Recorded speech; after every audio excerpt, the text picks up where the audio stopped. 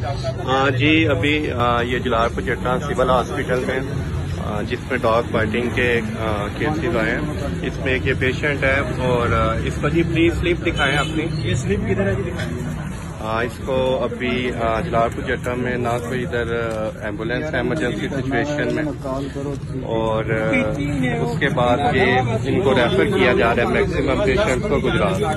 इसमें ये इंजेक्शन इनको लगे हैं और फॉर रेबीज हीमोग्लोबिन ये जो नीचे वाला इंजेक्शन है ये ना सिविल अस्पताल जलालपुर जट्टा में मौजूद है और ना गुजरात अजीज पट्टी हॉस्पिटल में मौजूद है। 10 मिनट सबर कर लो। अभी लोग इधर लोग 1122 का इंतजार कर रहे हैं, मगर अभी ना गाड़ी है और ना इंजेक्शन अवेलेबल है। ਜਿਹੜੀਆਂ ਨੇ ਨਾ ਦਵਾਈਆਂ ਮੈਡੀਕਲ ਸਟੋਰ 'ਚ ਹੁੰਦੀਆਂ ਨੇ ਪਰ ਮੌਕੇ ਤੇ ਨਹੀਂ ਲੱਭਦੀਆਂ। ਕਿਹਦਾ ਸਾਡੇ ਉੱਤੇ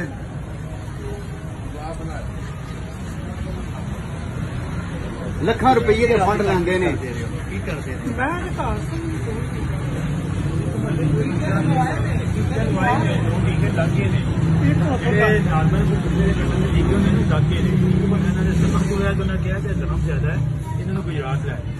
नहीं ਇਹਦਾ ਫਿਰ ਮਤਲਬ ਹੈ ਕਿ ਜਿਹਦਾ ਜ਼ਖਮ ਜ਼ਿਆਦਾ ਹੋਣਾ ਉਹਨੂੰ ਗੁਜਰਾਤ ਲੈ ਜਾਣਾ। ਛੋਟਾ ਮੋਟਾ ਕੰਮ ਨਹੀਂ ਕਰਦਾ, ਯਾਨੀ ਇੱਥੇ ਕੰਮ ਨਹੀਂ, ਸਹੂਲਤ ਕੋਈ ਨਹੀਂ। ਇਹਨੂੰ ਬੰਦ ਹੋਣਾ ਚਾਹੀਦਾ, ਮੈਨੂੰ ਖੁੱਲਣਾ ਨਹੀਂ ਚਾਹੀਦਾ।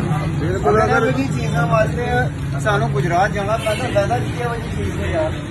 और ये इंजेक्शन जो ये इधर पर लिख के दे रहे हैं ये गुजरात अजीज पट्टी हॉस्पिटल में भी अवेलेबल नहीं है। इनको ब्लैक मार्केट से ये परचेज करना पड़ेगा ऑलमोस्ट 25,000। लोग अपनी मदद आपके साथ एम्बुलेंस और गाड़ियों का बंदोबस्त करके अजीज पट्टी हॉस्पिटल गुजरात। आवाज न्यूज, हर लम्हा बाखबर। हमारे चैनल आवाज न्यूज को सब्सक्राइब कीजिए, बेल आइकन को प्रेस कीजिए ताकि आइंदा आने वाली वीडियोस का आपको बर वक्त नोटिफिकेशन मौसूल हो सके। हमारी वीडियोस को लाइक और शेयर करना मत भूलिए।